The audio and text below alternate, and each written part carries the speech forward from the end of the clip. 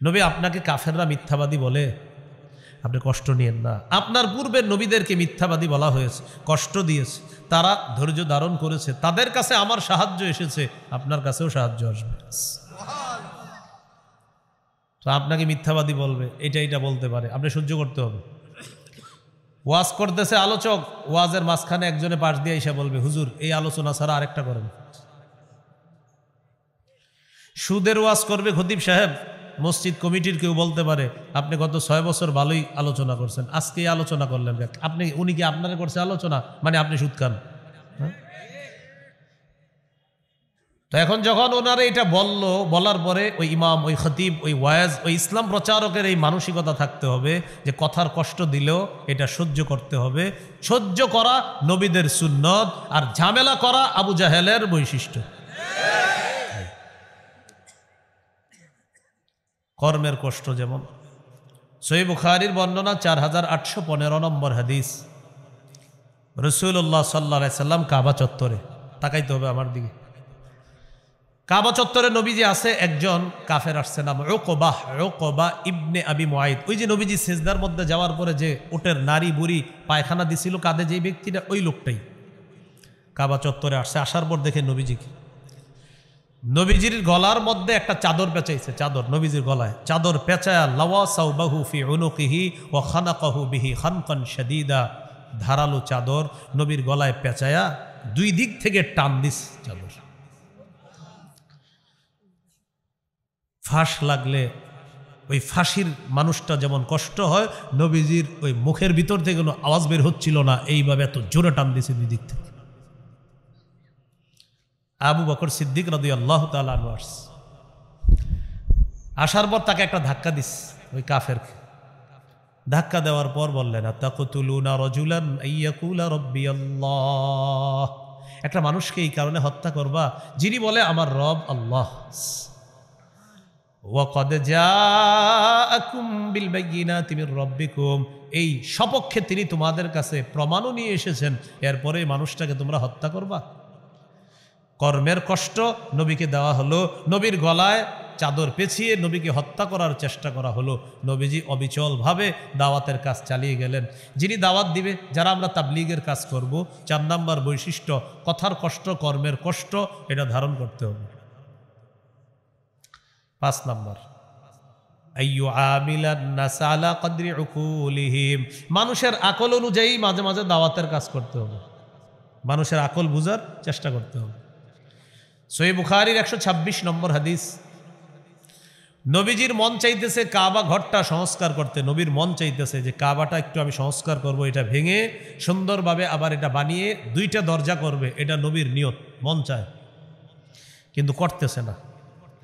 আম্মা জান আয়েশা সিদ্দিকা রাদিয়াল্লাহু তাআলা আনহাকে বললেন, আয়েশা লাউলা কওমুকি হাদিসুন আহদুহুম, তোমার জাতি যদি নতুন মুসলমান না হতো, তারা নতুন নতুন মুসলমান না হইলে লা নাকাসতুল কাবা ওয়াজআলতু লাহা বাবাইন, বাবুন ইয়াদখুলুনা ফিহি ওয়া বাবুন ইয়াখরুজুনা মিন।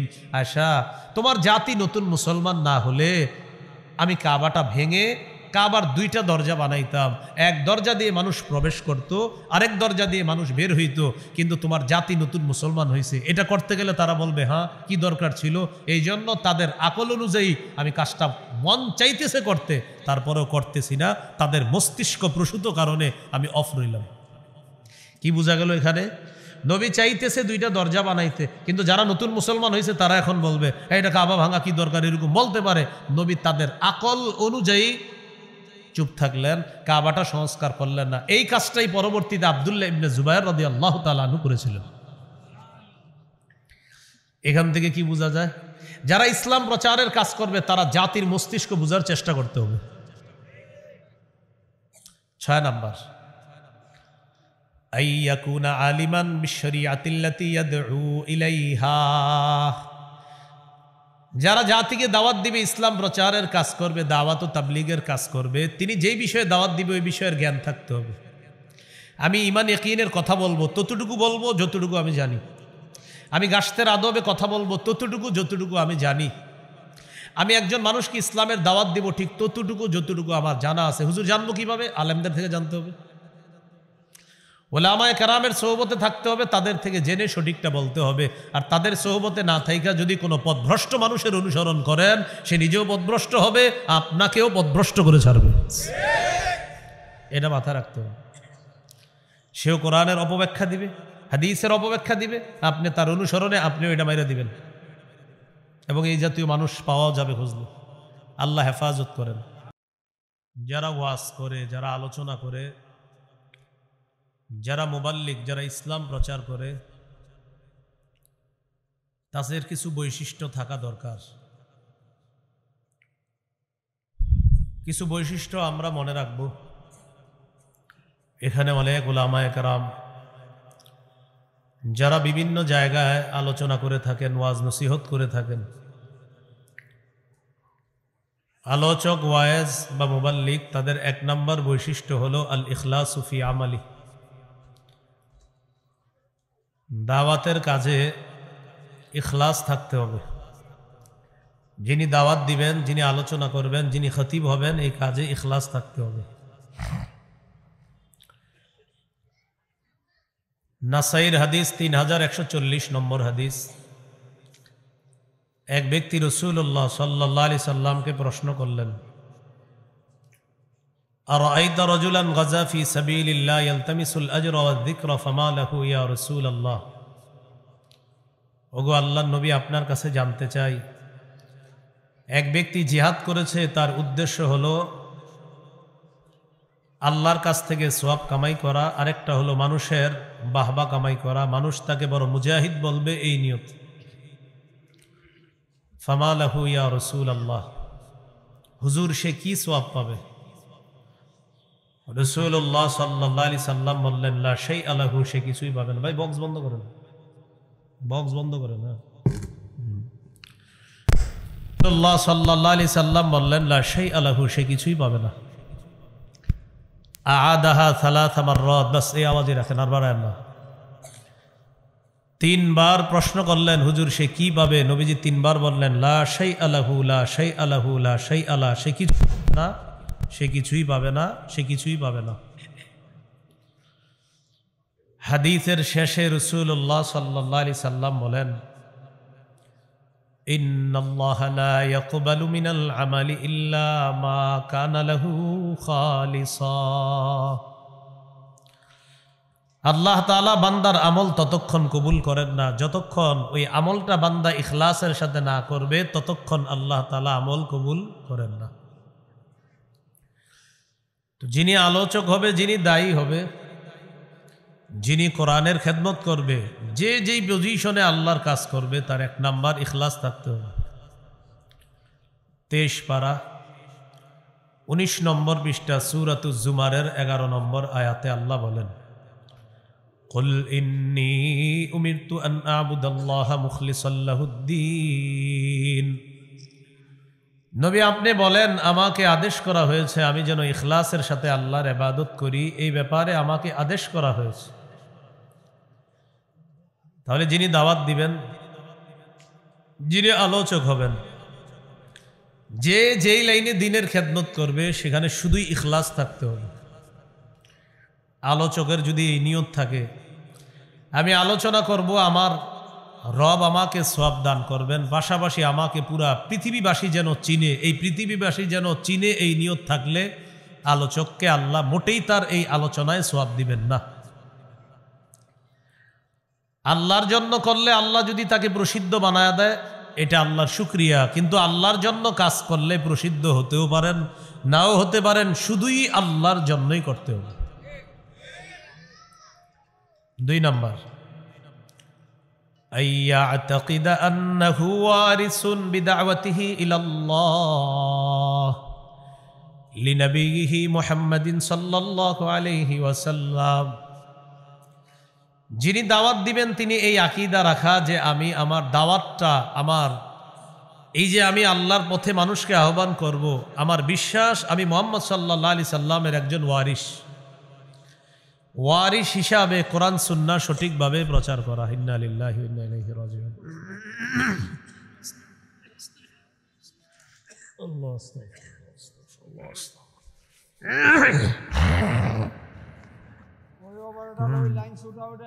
তার 2 নম্বর বৈশিষ্ট্য হবে তিনি এই বিশ্বাস রাখা কোরআন সুন্নাহ প্রচার করার ক্ষেত্রে তিনি মুহাম্মদ সাল্লাল্লাহু আলাইহি সাল্লামের ওয়ারিস। তো রাসূলুল্লাহ সাল্লাল্লাহু আলাইহি সাল্লামের ওয়ারিস হিসাবে তিনি ইসলাম প্রচার করা, এই আকীদা রাখা। বিদায় হজের ভাষণে রাসূলুল্লাহ সাল্লাল্লাহু আলাইহি সাল্লাম বলেছেন, ইয়া আইয়ুহান নাস ইন্না রাব্বাকুম ওয়াহিদুন ওয়া ইন্না আবাকুম ওয়াহিদ আলা লা ফাদ্লা লিআরাবিয়্যিন আলা আজমিয়্যিন ওয়ালা লিআজমিয়্যিন আলা আরাবিয়্যিন ওয়ালা লিআহমার আলা আসওয়াদ ওয়ালা লিআসওয়াদ আলা আহমার ইল্লা বিত্তাকওয়া। রাসূলুল্লাহ সাল্লাল্লাহু আলাইহি সাল্লাম বলেন, তোমাদের রব একজন, তোমাদের পিতা একজন, মানে আদম। আরবের উপর অনারবীর, অনারবের উপর আরবের কোনো শ্রেষ্ঠত্ব নাই। সাদার উপর কালো, কালোর উপর সাদার কোনো শ্রেষ্ঠত্ব নাই। কৃষ্ণাঙ্গর উপর শ্বেতাঙ্গ, শ্বেতাঙ্গের উপর কৃষ্ণাঙ্গ মানুষের কোনো শ্রেষ্ঠত্ব নাই। ইল্লা বিত্তাকওয়া, তাকওয়ার মাধ্যমে শ্রেষ্ঠত্ব প্রমাণিত হবে। যার তাকওয়া বেশি তি দেখতে যেমনই হবে আল্লাহর কাছে সে সবচেয়ে সম্মানিত। এটা আল্লাহ তাআলা বলেন, ইন্না আকরামাকুম ইনদাল্লাহি আতকাকুম, তোমাদের মধ্যে যে সবচেয়ে বেশি আল্লাহকে ভয় করে সে তোমাদের মাঝে সবচেয়ে সম্মানিত। এগুলো 2 নম্বর বৈশিষ্ট্য। যিনি মানুষকে আল্লাহর দিকে দাওয়াত দিবে তার 3 নম্বর বৈশিষ্ট্য, ইয়াকুনা সাবিতান ফি দাওয়াতিহি ইলাল্লাহ, মজবুত ভাবে দাওয়াত দিবে, ইস্তিকামাতের সাথে। দাওয়াত থেকে পিছপা হওয়া যাবে না। সূরা আনকাবুতের 14 নম্বর আয়াতে আল্লাহ বলেন, ওয়ালাকাদ আরসালনা নূহান ইলা কওমিহি ফালাবিথা ফীহিম আলফা সানাতিন ইল্লা খামসিনা আমা। আমি নূহ নবীকে তার জাতির মাঝে প্রেরণ করলাম, তিনি তাদের মাঝে 50 বছর কম 1000 বছর তথা 950 বছর দাওয়াতের কাজ অবিচলতার সাথে করেছে। তার দাওয়াতে বেশিরভাগ মানুষকে দাওয়াত দিলে তারা শুধু পিছনে হটত, পলায়ন করত, দাওয়াত গ্রহণ করত না, কিন্তু তিনি দাওয়াত দেওয়া বন্ধ দেন। এই ব্যাপারে আরেকটা দৃষ্টান্ত, সহিহ বুখারীর 240 নম্বর হাদিস, আব্দুল্লাহ ইবনে মাসউদ রাদিয়াল্লাহু তাআলা আনহুর বর্ণনা। তিনি বলেন, কানা রাসূলুল্লাহ সাল্লাল্লাহু আলাইহি ওয়াসাল্লাম ইউসাল্লি বিফিনাইল কাবা। রাসূলুল্লাহ সাল্লাল্লাহু আলাইহি সাল্লাম কাবা চত্বরে নামাজ পড়তেছে, পাশে কাফেররা বসা। কাফেরদের মধ্যে একজন আরেকজনকে বলতে লাগলো, আইয়ুকুম ইয়াজিউ বিসালা জাজুরি আলি ফুলান ফায়াদউহু আলা যহরিহি ইযা সাজাদা। আচ্ছা, তোমাদের মধ্যে কে পারবা অমুক এলাকায় যাবে, যাওয়ার পর ওটের নারী বুড়ি ওটের গোবর আনবা, আনার পর মুহাম্মদ যখন সিজদায় যাবে তার কাঁধের উপর তার পিঠের উপর রেখে দিবা। উকবা ইবনে আবি মুআইত নামে এক পাপিষ্ট উঠার পর ওই এলাকায় গেছে, যাওয়ার পর ওটের নারী বুড়ি প্রস্রাব পায়খানা এগুলো আনছে, নবীজি সিজদায় গেছে, নবীজির কাঁধের উপর এগুলা রেখে দিচ্ছে। সিজদা থেকে মাথা উঠাইতে পারতেছিলেন না। আব্দুল্লাহ ইবনে মাসউদ রাদিয়াল্লাহু তাআলা আনহু বলেন, আমি শুধু তাকায়া তাকায়া দেখতেছিলাম। লাউ কান আলী মানআ, আমার যদি বাধা দেওয়ার সামর্থ্য থাকতো আমি বাধা দিতাম, পারছিলাম না। ফাতেমা রাদিয়াল্লাহু তাআলা আনহা আয়েশা নবীজির কাঁধের উপর থেকে এই নারী বুড়ি গোবরগুলো সরিয়ে দিয়েছে। রাসূলুল্লাহ সাল্লাল্লাহু আলাইহি সাল্লাম এই কষ্ট ইত্যাদি পাওয়ার পরেও অবিচলভাবে দাওয়াতের কাজ করেছে, তিনি পিছপা হন নাই। একজন দায়ী যিনি হবেন তার 3 নম্বর বৈশিষ্ট্য, তিনি মজবুত অবিচলভাবে দাওয়াত দিবেন। 4 নম্বর বৈশিষ্ট্য, একটু আমার সাথে বলেন, বলেন যিনি দাওয়াতের কাজ করবে, বলেন ইসলাম প্রচারের কাজ করবে, তাবলীগের কাজ করবে, তার মধ্যে কথা এবং কর্ম, কথা এবং কর্মের কষ্ট সহ্য করার ক্ষমতা থাকতে হবে। আপনি দাওয়াতের কাজ করলে কথার কষ্ট আসতে পারে আপনার উপর, কর্মের কষ্ট আসতে পারে, দুটোটা আপনি ধারণ করার আপনার মানসিকতা রাখতে হবে। সূরা আনআমের 34 নম্বর আয়াতে আল্লাহ বলেন, ওয়ালাকাদ কুযযিবাত রুসুলুম মিন ক্বাবলিকা ফাসাবারু আলা মা কুযযিবু ওয়া উযু হাত্তা আতাহুম নাসরুনা। নবী, আপনাকে কাফেররা মিথ্যাবাদী বলে, আপনি কষ্ট নিয়েন না। আপনার পূর্বের নবীদেরকে মিথ্যাবাদী বলা হয়েছে, কষ্ট দিয়েছে, তারা ধৈর্য ধারণ করেছে, তাদের কাছে আমার সাহায্য এসেছে, আপনার কাছেও সাহায্য আসবে। তো আপনাকে মিথ্যাবাদী বলবে, এটা বলতে পারে, আপনি সহ্য করতে হবে। ওয়াজ করতেছে আলোচক, ওয়াজের মাঝখানে একজনে পাশ দিয়ে এসে বলবে, হুজুর এই আলোচনা ছাড়া আরেকটা করেন। সুদের ওয়াজ করবে খতিব সাহেব, মসজিদ কমিটির কেউ বলতে পারে, আপনি গত 6 বছর ভালোই আলোচনা করছেন, আজকে আলোচনা করলেন, আপনি উনি কি আপনারা করছে আলোচনা, মানে আপনি সুদ খান। তো এখন যখন ওনারা এটা বলার পরে ওই ইমাম, ওই খতিব, ওই ওয়াজ, ওই ইসলাম প্রচারকের এই মানসিকতা থাকতে হবে যে কথার কষ্ট দিলেও এটা সহ্য করতে হবে। সহ্য করা নবীদের সুন্নত, আর ঝামেলা করা আবু জাহেলের বৈশিষ্ট্য।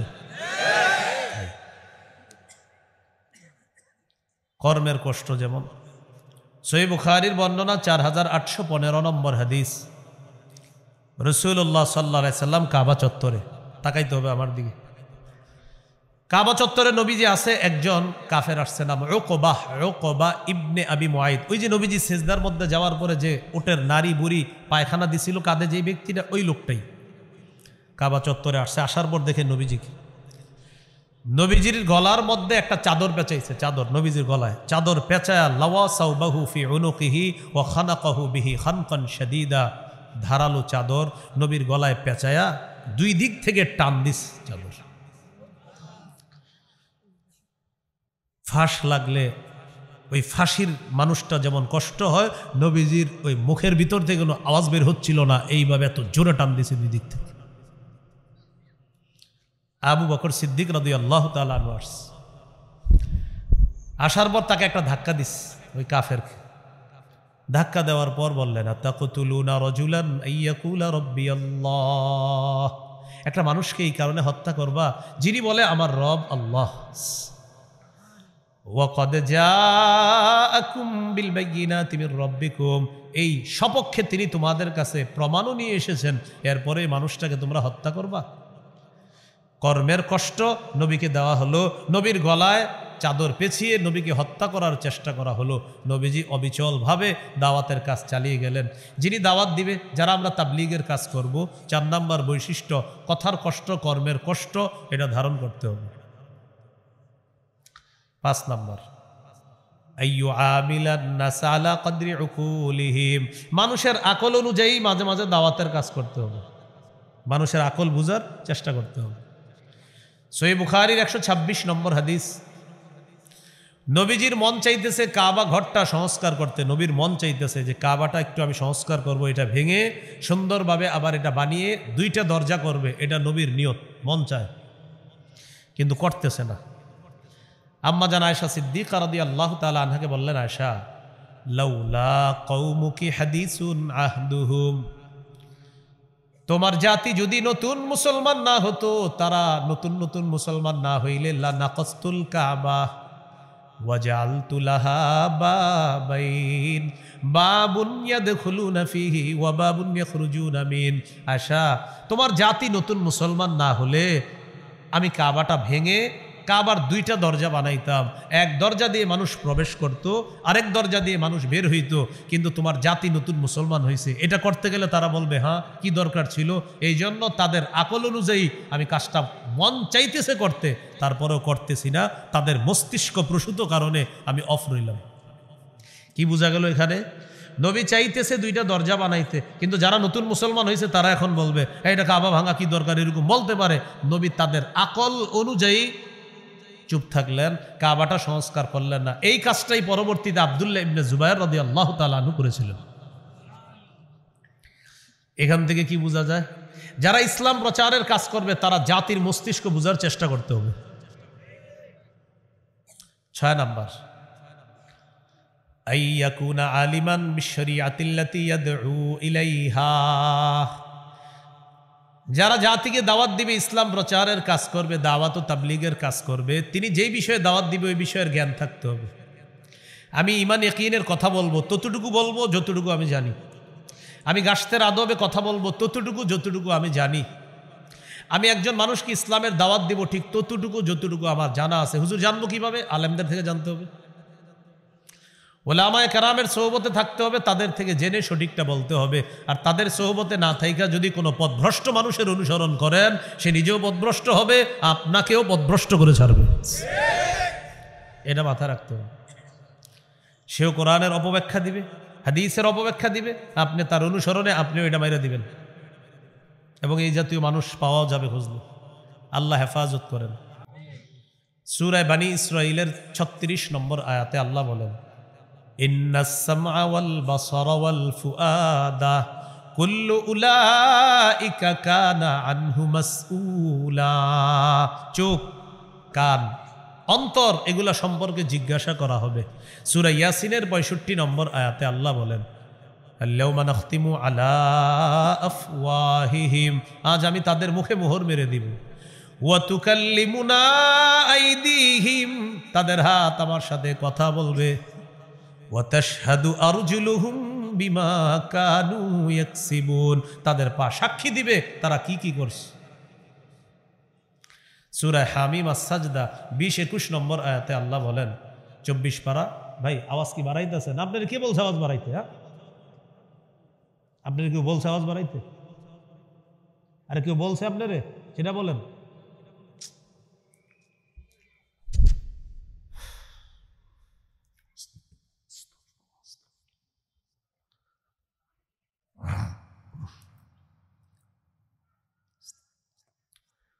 রাসূলুল্লাহ সাল্লাল্লাহু আলাইহি সাল্লাম বললেন,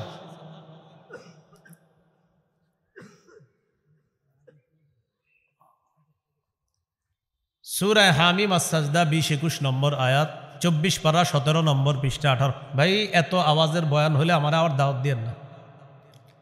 আওয়াজ নিয়ন্ত্রিত করতে হবে, জাতিকে কষ্ট দেওয়া যাবে না মাইক দিয়ে। আশেপাশের অসুস্থ ব্যক্তিদেরকে যদি কষ্ট দেন আমার ওয়াজের সময়, তো আমার দাওয়াত দিয়েন না। আমার বয়ানে কোনো অসুস্থ ব্যক্তি যেন কোনো কষ্ট না পায়, এটা মাথা রাখতে হবে আপনার। এই জন্য আপনারা কতগুলো মানুষ আছেন এখানে, তো আপনারা বয়ানটা শুনলেই তো হয়, কেন পুরো দুনিয়ারে শেষ করে দিতে হবে বলেন? আশেপাশে কত মানুষ এখন ফোনে কথা বলবে, প্রয়োজনীয় কথা, তার কথাও তো ডিস্টার্ব হবে। আপনি দেখি একটু মাইকের সামনে কথা বলেন না, আপনার ছেলে বিদেশ থেকে ফোন দিলে। আপনারা আগে পরে সাউন্ড বাড়াবেন কিনা আমি জানি না। আমার বয়ানের সময় এমন কাজ করবেন না যেটা কোনো মানুষের ক্ষতি হবে, আর বান্দার হক নষ্ট করে আমারে আল্লাহর সামনে দাঁড় করাবেন না, মনে রাখবেন না। সূরা হামিম আস-সাজদা 20-21 নম্বর আয়াত, 24 পারার 17 নম্বর পৃষ্ঠা 18 নম্বর পৃষ্ঠা। আল্লাহ তাআলা বলেন, হাত্তা ইদা মা জাউহা শাহিদা আলাইহিম সামউহুম ওয়া আবসারুহুম ওয়া জুলুদুহুম বিমা কানু ইয়ামালুন। সেদিন যখন তারা আগুনের সামনে যাবে, তাদের কান, তাদের চোখ, তাদের চামড়া তাদের বিরুদ্ধে সাক্ষী দিবে। ওয়াকালু লিজুলুদিহিম লিমা শাহিদতুম আলাইনা, তারা সেদিন চামড়াকে বলবে, কিরে চামড়া তুইও সাক্ষী দিলি আমাদের বিরুদ্ধে। চামড়াকে বলবে মানুষ, আপনি আপনার চামড়াকে বলবে, ও চামড়া তুই আজকে সাক্ষী দিলি আমার বিরুদ্ধে। একটু ভাবেন, চামড়ার দিকে তাকাবেন আর ভাববেন এই চামড়া আপনার বিরুদ্ধে সাক্ষী দিবি। তখন চামড়া কি করবে জানেন? চামড়া কথা বলা শুরু করবে। সুবহানাল্লাহ। চামড়া জবাব দিবে, আনতাকাল্লাহুল্লাযী আনতাকা কুল্লা শাই, যে আল্লাহ সব কিছুকে চাইলে কথা বলাইতে পারেন, ওই আল্লাহ আমি চামড়াকে আজকে বাক শক্তি দিয়ে দিয়েছে তোমার বিরুদ্ধে কথা বলার জন্য। তাহলে যিনি দায়ী হবে তিনি বুঝে শুনে কথা বলতে হবে। ধরে নেন এখানে আপনারা কতজন মানুষ হবে হুজুর? এখানে আনুমানিক 1000, আরো বেশি হবে। তো 1000ই ধরে নেন। আমি যদি আজকে আপনাদের সামনে 1 মিনিট ওয়াজ করতাম, 1 মিনিট ওয়াজ করে চলে যাইতাম, তাহলে 1 মিনিটকে 1000 করলে 1000 মিনিট, মানে আপনারা প্রত্যেক জনের 1 মিনিট করে কয় হাজার মিনিট? 1000। 2 মিনিট করলে 2000, 3 মিনিট করলে 3000, 5 মিনিট করলে 5000, 10 মিনিট করলে 10,000। ধরে নেন আজকে আমি আপনাদের 1000 মানুষের সামনে 10 মিনিট ওয়াজ করে চলে গেলাম, প্রতিজনের 10 মিনিট করে 1000 10-এ হয় 10,000 মিনিট। এই 10,000 মিনিটের হিসাব আমি আল্লাহর কাছে দিতে হবে। যে তুমি যে জাতির সামনে কথা বললা, প্রত্যেকটা বান্দা আমার বান্দারা ছিল, 1000 বান্দা ছিল, তুমি 10 মিনিট ওয়াজ করছো। আর এই বলো তুমি কি কি বলছো, তোমার জবান দিয়ে তুমি তাদের সামনে কি বলছো, হিসাব দাও আমি আল্লাহর কাছে। তাহলে আধা ঘন্টা মিথ্যা কথা বলে হাসানো আপনাদেরকে, এরকম আলোচনাও তো হয়, সেটার কি হবে বলেন? তিরমিজির 2616 নম্বর হাদিস, রাসূলুল্লাহ সাল্লাল্লাহু আলাইহি সাল্লাম বলেন, কুফা আলাইকা হাযা, এটা নিয়ন্ত্রণ করবা। সাহাবী বললেন, ইন্না লা মুআখাযুনা বিমা নাতাকাল্লাম, হুজুর জিহ্বার কারণেও কি আমরা ধরা খাবো?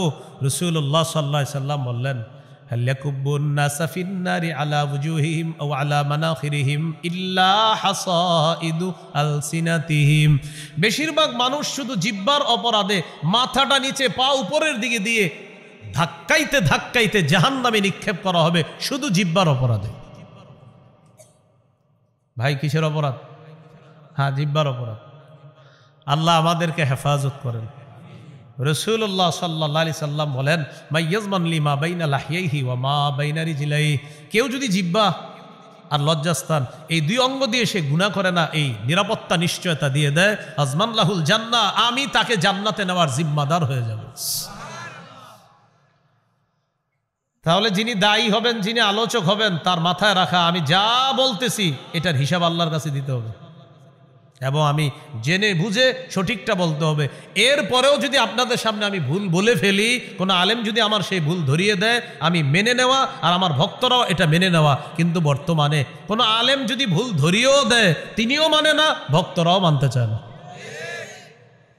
এটা আমাদের একটা বদকিসমতি। না, আমি যারে মহব্বত করি, হুজুর ভুল করতে পারে না, আরিফ বিন হাবিব ভুল করবে, এটা হতেই পারে না।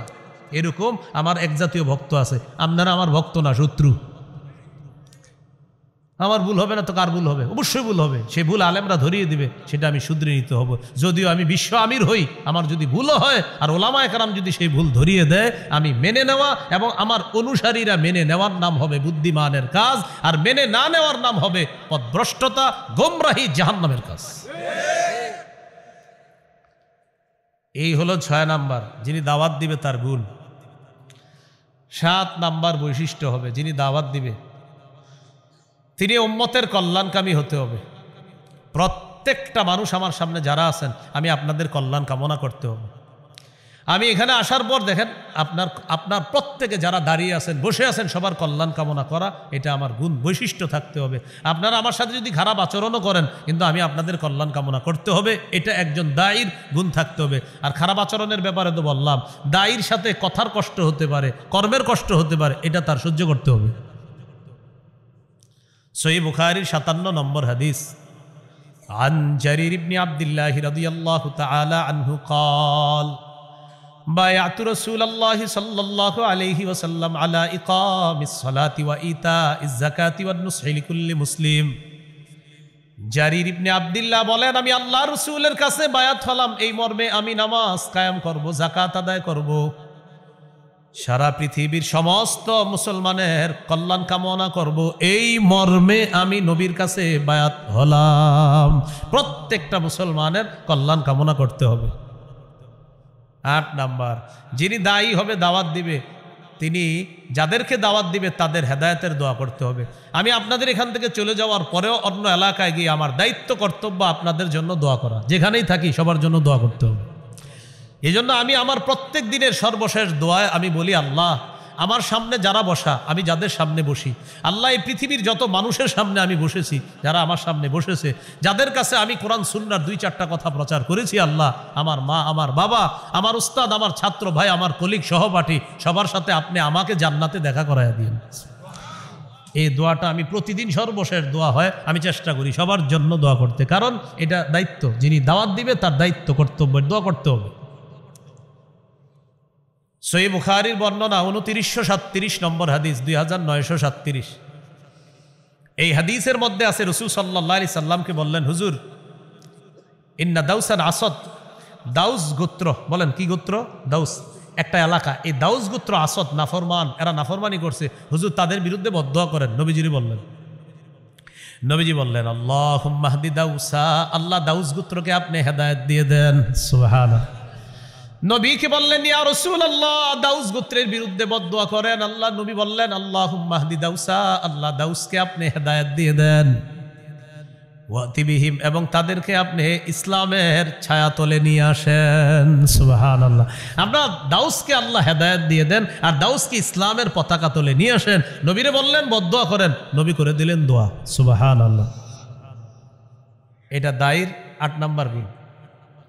বুখারীর বর্ণনা, মুসলিমেরও বর্ণনা। তায়েফের ময়দানে রক্তাক্ত করার পর পড়ে আছে আম্মাজান আয়েশা সিদ্দিকা রাদিয়াল্লাহু তাআলা আনহাকে বলেন, আয়েশা আমি তো বেহুশ, হঠাৎ হুশ ফিরে আসার পর দেখি ফাইদা আনা বিকারনিত তাআলিব, আমি এক জায়গায় উপরের দিকে তাকাইলাম, তাকায় দেখি জিবরিল আমিন আমাকে তার ডানা দিয়ে ছায়া দিয়ে রাখছে। ওই মুহূর্তে জিবরিল আমাকে বলতেছে, হাবিব একজন ফেরেশতা নিয়ে আসছে। কে এটা? আপনারে সালাম দিবে। তো এই ফেরেশতা নবীজিকে সালাম দিলেন। সালাম দেওয়ার পর বললেন, হুজুর আমি পাহাড়ের দায়িত্বে নিয়োজিত ফেরেশতা, আল্লাহ আমাকে আপনার কাছে পাঠাইছে। কেন? আপনি যদি চান আমাকে আপনি হুকুম করতে পারেন, আমি এই 2 পাহাড় চাপা দিয়ে তায়েববাসীকে আমি ধ্বংস করে দিই। রাসূলুল্লাহ সাল্লাল্লাহু আলাইহি সাল্লাম বললেন, লা বাল আরজু আই ইউখরিজাল্লাহু মিন আসলাবিহিম মান ইয়াবুদুল্লাহ লা ইউশরিকু বিহি শাইআ। আমি চাই না তুমি তাদেরকে ধ্বংস করে দাও, আমি চাই আজকে আমি যাদেরকে দাওয়াত দেওয়ার পর আমাকে রক্তাক্ত করলো, আমার আশা তারা আমার দাওয়াত গ্রহণ করে নাই, তাদের ঔরস থেকে যে সন্তানরা দুনিয়াতে আসবে তারা আমার দাওয়াত গ্রহণ করে এক আল্লাহর ইবাদত করবে, আল্লাহর সাথে শিরিক করবে না। তাই আমি নবী চাই না তাদেরকে ধ্বংস করা হোক, বরং আমি চাই তারা গ্রহণ করে নাই তার সন্তানরা আমার দাওয়াত গ্রহণ করবে। এটা 8 নম্বর বৈশিষ্ট্য দায়ী, আলোচক, খতিব, মুবাল্লিগ, ইসলাম প্রচারক তাদের। 9 নম্বর বৈশিষ্ট্য, দায়ী যিনি হবেন, আলোচক যিনি হবেন, তিনি যা বলবেন। আর কারো ফোন টোন আছে? চালু, সবার শুরু হয়েছে মনে হয়, এখন মাঠেও শুরু হয়েছে। তো 9 নম্বর, যিনি দাওয়াত দিবেন তিনি যা বলবেন ওই অনুযায়ী তিনিও আমল করবেন, ওই অনুযায়ী তিনিও আমল করবেন। সূরাতুস সফফি 2-3 নম্বর আয়াতে আল্লাহ বলেন, ইয়া আইয়ুহাল্লাযীনা আমানু লিমা তাকুলুনা মা লা তাফআলুন, হে ঈমানদারগণ এমন কথা কেন বলো যা নিজেরা করো না। কাবুরা মাকতান ইনদাল্লাহ আন তাকুলু মা লা তাফআলুন, তোমরা যা করো না সেটা বলা আল্লাহর কাছে বিরাট বড় অপরাধ। নিজেরা করো না এটা বলা আল্লাহর কাছে বড় অপরাধ। সূরা বাকারা 44 নম্বর আয়াতে আল্লাহ বলেন, আতা'মুরুনা আন-নাসা বিল বিররি ওয়া তানসাউনা আনফুসাকুম, তোমরা মানুষকে সৎ কাজের আদেশ করো আর নিজেদেরকে তোমরা ভুলে যাও। তোমরা মানুষকে বলো সৎ কাজের করতে আর নিজেদেরকে তোমরা ভুলে যাও, এটা কেমন কথা? অনেক সময় আমরা ভাইরাল আলোচকদেরকে রিসিভ করতে যাই। কি আলোচক? যেমন আমাদের বাংলাদেশে বর্তমানে পোস্টারে সবার উপরে নাম রাখার সবচেয়ে বড় যোগ্যতা হলো ভাইরাল। চাই হের ভিতরে এই যে আরিফ বিন হাবিব নামে একজনের নাম আছে, ওনার এলেম থাক বা না থাক, ওনার নিচে 40 জন শাইখুল হাদিসের নাম থাকবে, ওনারা শাইখুল হাদিস হইল, কিন্তু উপরের যিনি তার যোগ্যতা হলো ভাইরাল। ব্যাস, ওনার নাম থাকতে হবে সবার উপরে। এবার ওনার আব্বা শাইখুল হাদিস হোক আর যে হোক, কিন্তু উনি তো ভাইরাল, অন্যরা শাইখুল হাদিস, ভাইরাল তো না। তো যাই হোক বলতেছি, শুনালো। হ্যাঁ, তো উপরে থাকবে ভাইরাল, যোগ্যতা কি? ভাইরাল। তো ভাই ওনার নাম এত উপরে, এতগুলা শাইখুল হাদিস আপনাদের এলাকার, তাদের নাম নিচে, হুজুর ওনার শাইখুল হাদিস, ভাইরাল তো না। কিনা? হ্যাঁ, ভাইরাল তো না, শাইখুল হাদিস। এটা হলো আমাদের গোবর মার্কা মস্তিষ্কের কাছে সবচেয়ে বড় যোগ্যতার নাম। এই গোবর মার্কা মস্তিষ্কের কাছে সবচেয়ে বড় যোগ্যতার নাম ভাইরাল। কি মার্কা মস্তিষ্ক? গোবর, গোবর। হ্যাঁ, তো তাকে রিসিভ করতে যাবে 30-40 জন মোটরসাইকেল। কয়জন? 30-40 জন। এই গ্রামগঞ্জে দেখা যায় বেশি। মাগরিবের সময় রিসিভ করতে গেছে। রিসিভ করতে যাওয়ার পর আপনার মাগরিব চলতেছে, এরা মাগরিবে ঢুকে না। এটা আপনাদের এলাকার কেউ করেন এমন না, পৃথিবীতে হয় এরকম ঘটনা। তো যাই হোক, মাগরিব চলতেছে, ওনারা মসজিদে যায় না। কেন যায় না জানেননি? মাগরিব যাক, হুজুর না যাক, হুজুর একটু পরে আসবে, হুজুরকে আমরা রিসিভ করব। সামনে 15টা মোটরসাইকেল, পিছনে 15টা, মাঝখানে হুজুরের গাড়িটা থাকবে, একজন ভিডিও করবে। আগামীকাল এটা ফেসবুকে আমরা দিব, আরিফ বিন হাবিবের সাথে কাটানো কিছু মুহূর্ত, এটা আমরা লিখবো ফেসবুকে। এই যে আপনারা মাগরিব পড়লেন না, যে মাগরিবটা যে পড়লো না, এখন আপনারা আমাকে একটু বলেন, মাহফিল বড় না মাগরিব বড়? আলোচক বড় না মাগরিব বড়? তো এটা কেমনে আমরা করলাম? আপনি আলোচকরে ফোন দিয়ে মাগরিবের সময় হয়েছে, আমরা আপনাকে রিসিভ করতে আসছি, আমরা মসজিদে মাগরিব পড়তে ঢুকলাম, আপনি যদি চলে আসেন এই মসজিদে মাগরিবটা পড়েন, আর যদি অন্য কোথাও মাগরিব পড়েন হুজুর, ওই মসজিদটা আপনি আসার সময় দেখবেন ডান দিকে একটা রাস্তা ঢুকছে, ওখানে একটা মসজিদ আছে, ওখানে আমরা মাগরিবের নামাজটা পড়তেছি, বাস এটা বলে দিলি তো হয়ে গেল। কিন্তু আপনার চিন্তা করে হুজুরে বললে কি জানি, আরে নামাজের কথা হুজুরে বললে তিনি আবার কি মনে করবে, তিনি আল্লাহর চেয়ে বড় নাকি? হ্যাঁ, যে হুজুর নামাজের কথা বললে কিছু মনে করবে, তাকে আনাই তো দরকার নেই, তিনি কিছু মনে করবে কেন? এটা একটা গেল। আরেকটা, মাগরিবের পরে আমার ওয়াজ আছে, মনে করেন আমার আলোচনা আছে, এখন চিন্তা করতেছি মাগরিব পড়বো না আলোচনা ধরবো, মাগরিব পড়বো না আলোচনা ধরবো। হ্যাঁ, ওই আপনার মাগরিবের পরপর আলোচনা, এটা কইরা আবার আরেক জায়গায় যাইতে হইব আপনার টিউশনি। তো আপনার মাগরিব পড়লাম, এখন কথা হলো মাগরিবের পর বয়ান আছে, মাগরিব পড়তে গেলে বয়ানটা একটু দেরি হয়ে যাবো, আবার এলাকাবাসী কি কয়, কর্তৃপক্ষ কি কয়, এই টেনশনে মনে করেন আমি আমাকেই বলছি মাগরিবটা পড়লাম না। ছি ছি, এটা কোনো কথা? আতামুরুনা নাসা বিল বির ওয়া তানসাউনা আনফুসাকুম, তুমি একটু পরে মানুষকে নামাজ পড়তে বলবা আর নিজেই নামাজটা বললা না। মানুষকে সৎ কাজের আদেশ করো আর নিজেদেরকে ভুলে যাও, আল্লাহ তাআলা বললেন। এবার একটা হাদিস শোনায় আপনাদেরকে, যদি পারেন আরো 10 জনকে শোনায়া দিবেন। হাদিসটা বাংলায়ও বলবো আমি, আরবিটাও বলছি। রাসূলুল্লাহ সাল্লাল্লাহু আলাইহি সাল্লাম বলেন, রাআইতু লাইলাতান উসরিয়া বি রিজালা তুকরাজু শাফাহুম বিমাকারিজ মিনান নার। মেরাজের রাতে আমি রওনা করলাম, একদল মানুষের পাশ দিয়ে গেলাম, তাকায় দেখি তাদের ঠোঁট জিহ্বাগুলা আগুনের কেচি দ্বারা কাটা হচ্ছে।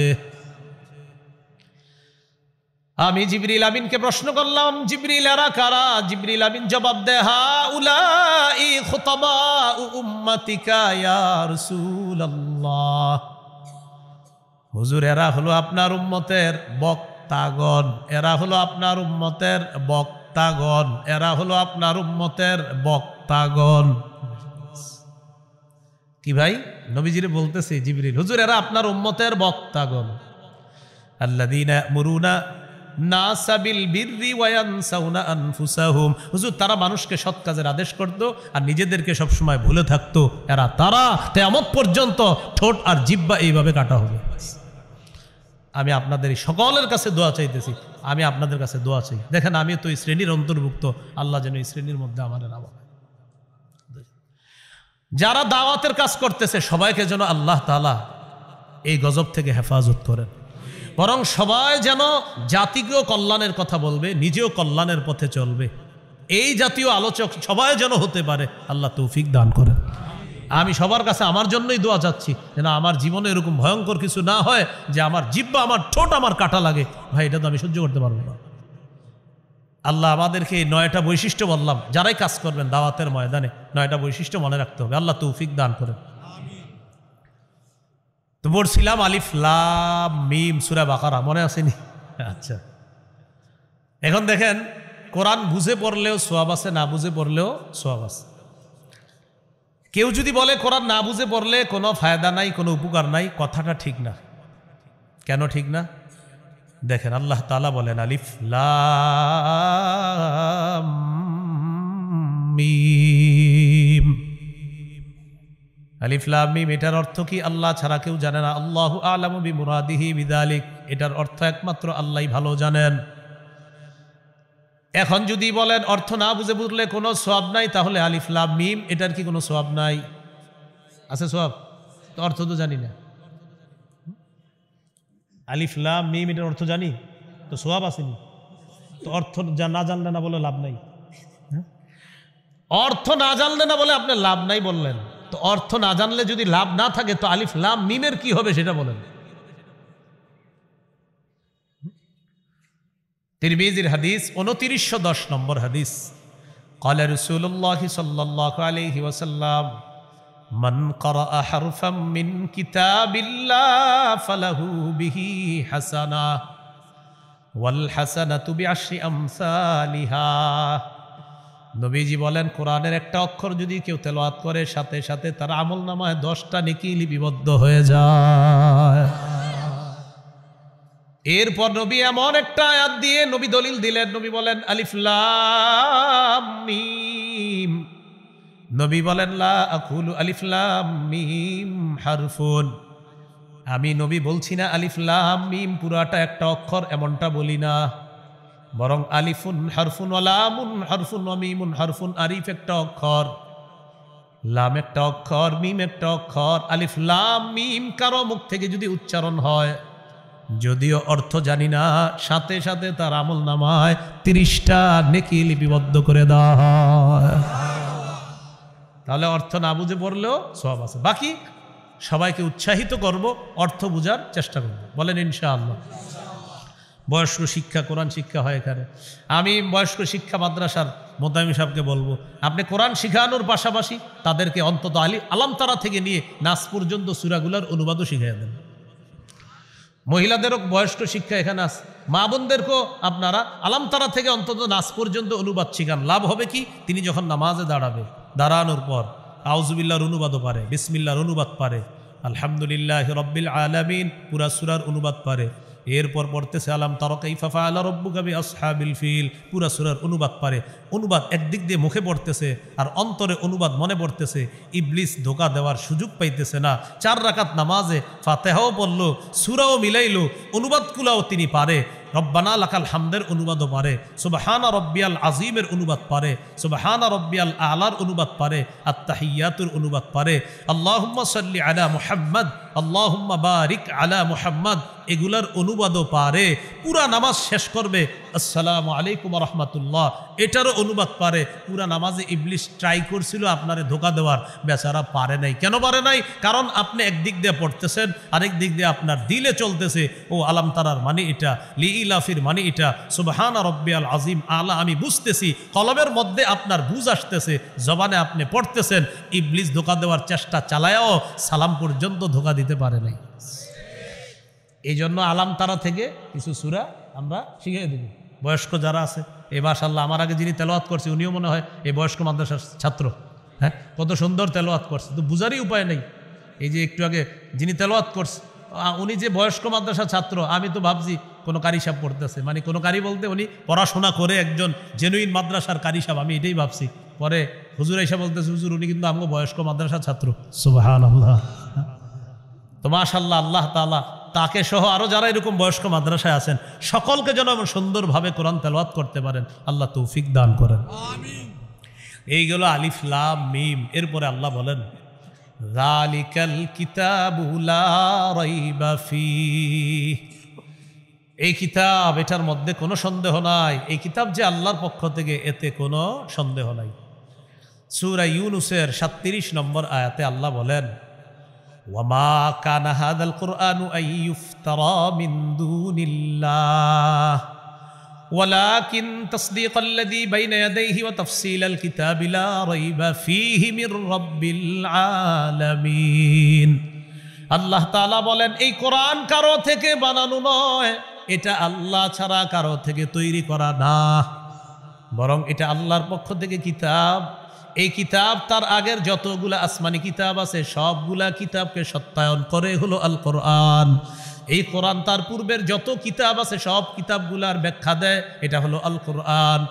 এরপর আল্লাহ বলেন লা রাইবা ফীহি মির রাব্বিল আলামিন, এই কোরআন রবের পক্ষ থেকে নাজিলকৃত কিতাব, এতে কোনো সন্দেহ নেই। এই হলো যালিকাল কিতাব লা রাইবা ফীহি। সূরা বাকারা 23 নম্বর আয়াত, এক পারা 3 নম্বর পৃষ্ঠা আছে। দেখেন আল্লাহ কি বলে ওয়া ইন কুনতুম ফি রাইবিম মিম্মা নাযালনা আলা আবদিনা ফাতু বিসূরাতিম মিন মিথলিহি, যদি তোমরা সন্দিহান হও আমার নবী মুহাম্মদ সাল্লাল্লাহু আলাইহি সাল্লাম আমার বান্দার উপরে যে কোরআন আমি নাজিল করেছি এই ব্যাপারে যদি সন্দিহান হও, তাহলে কোরআনের সূরার মতো একটা সূরা বানায়া দেখা দাও। পারবে? বলেন সবাই পারবে? পরের পৃষ্ঠায় এক পারা 4 নম্বর পৃষ্ঠা সূরা বাকারার 24 নম্বর আয়াতে আল্লাহ বলতেছেন ফাইল্লাম তাফআলু, যদি তোমরা কোরআনের মতো একটা সূরা বানাতে না পারো, কি বলছে? যদি বানাতে, সাথে সাথে বলতেছে ওয়ালান তাফআলু, আর শোনো কিছুতে পারবাও না। সুবহানাল্লাহ, আল্লাহ বলে দিচ্ছে ফাইল্লাম তাফআলু, যদি না পারো, এই শোনো ওয়ালান তাফআলু, পারবাও না। কি বলছে? যদি না পারো, সাথে সাথে কি বলতেছে? কিছুতে পারবাও না। ফাত্তাকুন নারাল্লাতী ওয়াকুদুহান নাসু ওয়াল হিজারা, তাহলে ওই আগুনকে ভয় করো যে আগুনের জ্বালানি হলো মানুষ এবং পাথর। তাহলে এই কোরআনে কোনো সন্দেহ নেই।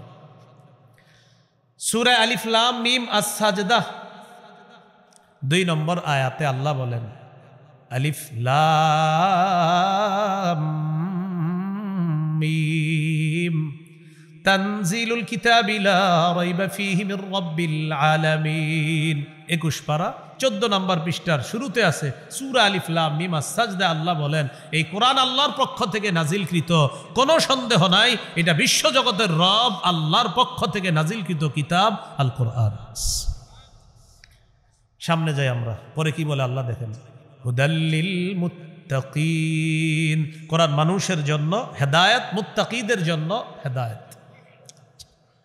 একটু বলেন সবাই, বলেন কোরআন মুত্তাকিদের জন্য হেদায়েত। এবার বলেন তো, কয়েকবার বলেন কোরআন, আবার আবার, এবার থামেন। এমন এই কোরআনের হেদায়েতটা পাবেন কিভাবে? রমজানে 3 খতম পড়ে ইমাম সাহেবের কাছে লাইলাতুল কদরে দোয়া চাইবেন, হুজুর আমি 3 খতম কোরআন পড়ছি, একটু দোয়া করে দিয়েন। পরে কোরআনটা রাইখা দিবেন ঘরে, আবার আগামী রমজানে খুলবেন। আবার কি করবেন? আগামী রমজানে খুলবেন। তো এইভাবে আপনি হেদায়েত কামনা করবেন। কোরআন ডেলি পড়তে হবে, কোরআন থেকে হেদায়েত নিতে হবে, গ্রহণ করতে হবে। সূরা শুরা 52 নম্বর আয়াত 25 পারা 8 নম্বর পৃষ্ঠা আল্লাহ তাআলা বলেন ওয়ালাকিন জাআলনাহু নূরা নাহদি বিহি মান নাশাউ মিন ইবাদিনা। আল্লাহ তাআলা বলেন এই কোরআনকে আমি আলো বানিয়েছি, এই আলোর মাধ্যমে আমার বান্দাদের মধ্য থেকে যাকে চাই তাকে হেদায়েত দান করে দেই। তাহলে কোরআন আলো, কোরআনের এই আলো গ্রহণ করতে হবে, কোরআন থেকে হেদায়েত গ্রহণ করতে হবে।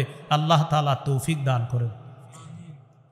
সূরা ইউনূস 57 নম্বর আয়াতে আল্লাহ বলেন ইয়া আইয়ুহান নাস কদ জাআতকুম মাউইযাতুম মির রাব্বিকুম, হে লোক সকল তোমাদের কাছে তোমাদের রবের পক্ষ থেকে ওয়াজ এসেছে। বলেন কি এসেছে? আবার বলেন। এই পুরা কোরআনটা ওয়াজ। সুবহানাল্লাহ, পুরা এই পুরা কোরআন ওয়াজ, ওয়াজ। এরপরে আল্লাহ বলেন ওয়া শিফাউল লিমা ফিস সুদূর, অন্তরের রোগের আরোগ্য এই কোরআন। শুধু অন্তরের রোগের আরোগ্য না, শারীরিক রোগেরও আরোগ্য কোরআন। সাহাবায়ে কেরাম এক জায়গায় গেছে, খাবার শেষ হয়ে গেছে, খ্রিস্টান পল্লীর কাছে গেছে, তাদেরকে বলল আমাদেরকে একটু মেহমানদারির ব্যবস্থা করা যায়? বলল না। তাদের লিডারে বিচ্ছু কামড় দিস, কামড় দেওয়ার পর কবিরাজ ডাক্তার ইত্যাদি আনে, কোনো কাজ হয় না। তারা বলা বলি করতে লাগলো মুসলমানদের কাছে যাই, দেখি কোনো ব্যবস্থা করা যায় কিনা। মুসলমানদের আমির সাহেবের কাছে এসে বলল আফিকুম রাকিম, তোমাদের মাঝে কোনো ঝাড়ফুঁক করে এমন কেউ আছে? আমির সাহেব বললেন হ্যাঁ আছে, আমি ঝাড়ফুঁক করি, আমি ঝাড়ফুঁক করতে পারি, আমি ফু দিতে পারি, কিন্তু ঝাড়ফুঁক করবো না। কি করবো না? কেন? খাবার চাইছিলাম, ব্যবস্থা করছো? তারা বলল তুমি যদি ফু দাও, যদি আমাদের লিডার ভালো হয়ে যায় 30টা বকরি দিব। কয়টা বকরি? তিনি গেলেন, যাওয়ার পরে কি যেন বললেন, পুরা লিডারের গায়ে ফু দিছে, ভালো হয়ে গেছে, বকরি 30টা পেয়ে গেছে। বকরি পাওয়ার পর সাহাবায়ে কেরামের মধ্যে বলা বলি করতে লাগলো আচ্ছা বকরি তো আনলাম, এখন খাওয়া জায়েজ আছে কিনা এই মাসালা তো জানি না, ফু দিয়ে যে বকরি আনলাম এখন খাওয়া জায়েজ আছে কিনা। রাসূলুল্লাহ সাল্লাল্লাহু আলাইহি সাল্লামের কাছে গেছে, যাওয়ার পর রাসূলুল্লাহ সাল্লাল্লাহু আলাইহি সাল্লামকে বললেন হুজুর এরকম আমরা ফু দিলাম, ফু দেওয়ার পর আল্লাহ তাআলা রোগীকে ভালো করে দিছে, ভালো করার পর তখন আমাদেরকে 30টা বকরি দিছে, এখন এই বকরি খাওয়া জায়েজ আছে কিনা এটা তো জানি না, মাসালা জিজ্ঞাসা করার জন্য আপনার কাছে আসছে। রাসূলুল্লাহ সাল্লাল্লাহু আলাইহি সাল্লাম বললেন, তুমি কি পয়রা ফুদিছো বলো তো? তো কয়, হুজুর আমি সূরা ফাতিহা। কে এটা কে? এইখানে বুঝতেছেন না আপনারা? তো হইলই তো, আর কি।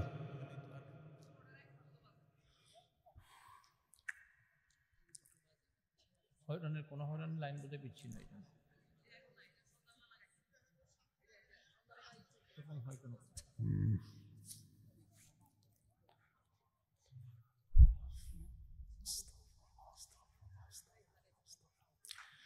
রাসূলুল্লাহ সাল্লাল্লাহু আলাইহি সাল্লাম বললেন, কি পড়ে ফুদিছো? হুজুর সূরা ফাতিহা পড়ে ফুদিছি, ভালো হয়ে গেছে। রোগীকে আল্লাহ ভালো করে দিচ্ছে। 7 বার সূরা ফাতিহা পড়ে এরকম পানিতে ফু দিয়ে খাবেন, পেট ব্যথা ভালো হয়ে যাবে ইনশাআল্লাহ। যে রোগ আছে আপনার সন্তানের শরীরে, ওই রোগের জন্য আপনি এটা করবেন, ইনশাআল্লাহ আল্লাহ ভালো করে দিবে। হ্যাঁ, নবীজি বললেন, এখন কি করতে আসছো? হুজুর বকরি পাইছি, কি করবো এখন? নবীজি বললেন, তোমরাও খাও, আমার জন্য রাখো। তোমরাও খাও, আমার জন্য রাখো। এতে বোঝা যায় কোরআন আরোগ্য, কোরআন শিফা। এরপরে আল্লাহ বলেন, ওয়া হুদা ওয়া রাহমাতুল লিল মুমিনিন, কোরআন হেদায়েত, কোরআন মুমিনদের জন্য রহমত। তো এখন এই কোরআন থেকে আমরা হেদায়েত, রহমত, শিফা এটা গ্রহণ করার জন্য প্রতিনিয়ত কোরআন তেলাওয়াত করতে হবে। আল্লাহ তৌফিক দান করেন। তিরমিজির বর্ণনা 2909 নম্বর হাদিস, রাসূলুল্লাহ সাল্লাল্লাহু আলাইহি সাল্লাম বলেন, খায়রুকুম মান তাআল্লামাল কুরআনা ওয়া আল্লামা, তোমাদের মধ্যে সর্বোত্তম ওই ব্যক্তি যে কোরআন শিখে অন্যকে শিখায়। সহিহ বুখারীর বর্ণনা 5011 নম্বর হাদিস, এক ব্যক্তি কানা রাজুলুন ইয়াকরাউ সূরাতাল কাহফি, এক সাহাবী রাতের বেলা সূরা কাহফ পড়তেছে। তাগশাতহু সাহাবা, আকাশের মেঘখণ্ড আসছে বাড়ির উপরে। মেঘখণ্ড আসার পর তিনি কোরআন তেলাওয়াত করে, আকাশের মেঘখণ্ড তার বাড়ির উপরে, আর পাশে তার ঘোড়াটা খালি লাফায়, ঘোড়া লাফায়। কোরআন তেলাওয়াত থামাইলেন, মেঘখণ্ড চলে গেল। পরের দিন নবীর কাছে আসার পর বললেন, ইয়া রাসূলুল্লাহ, রাতে কোরআন তেলাওয়াত করতেছিলাম, একটা মেঘখণ্ড দেখলাম বাড়ির উপরে আসছে। হুজুর ব্যাপারটা বুঝলাম না। নবীজি বললেন, তিলকা সাকিনাতু তানাজ্জালাত বিল কোরআন, তুমি কোরআন পড়ার কারণে আসমান থেকে প্রশান্তি, সাকিনা নাজিল হয়েছে, এটা স্বচক্ষে আল্লাহ তোমাকে দেখায় দিয়েছে। কোরআন যখন তেলাওয়াত করা হবে তখন কোরআন তেলাওয়াত শুনবো। বলেন, তখন কোরআন তেলাওয়াত কি করব? শুনবো। এই যে কারি আবু রায়হান তেলাওয়াত করছে না করবে? করবে ইনশাল্লাহ। তো যখন তেলাওয়াত করবে তখন মন দিয়ে তার তেলাওয়াত শুনতে হবে। মন দিয়ে কি করতে হবে? তেলাওয়াত শুনতে হবে। আল্লাহ কোরআনের মধ্যে বলেন, ওয়াইদা কুরিআল কুরআনু ফাসতামিউ লাহু ওয়া আনসিতু, যখন কোরআন তেলাওয়াত করা হয় তখন তোমরা চুপ থাকবা এবং কান পেতে কোরআন তেলাওয়াত শুনবা। তো যখন কোরআন তেলাওয়াত করা হবে তখন আমরা মনোযোগ সহকারে কোরআন তেলাওয়াত শুনবো। আল্লাহ তৌফিক দান করেন। তো বলছিলাম, কোরআন হুদাল্লিল মুত্তাকিন, মুত্তাকিদের জন্য হেদায়েত। আমরা সবাই যেন এই হেদায়েত, রহমত, বরকত গ্রহণ করতে পারি। আল্লাহ তৌফিক দান করেন। যে কথাগুলো শুনলাম বললাম, আমল করার তৌফিক দান করেন। সুবহানাল্লাহি ওয়া বিহামদিহি, সুবহানাকাল্লাহুম্মা ওয়া বিহামদিক, আশহাদু আল্লা ইলাহা ইল্লা আনতা আস্তাগফিরুকা ওয়া আতুবু ইলাইক। আসসালামু আলাইকুম ওয়া রাহমাতুল্লাহি ওয়া বারাকাতুহু।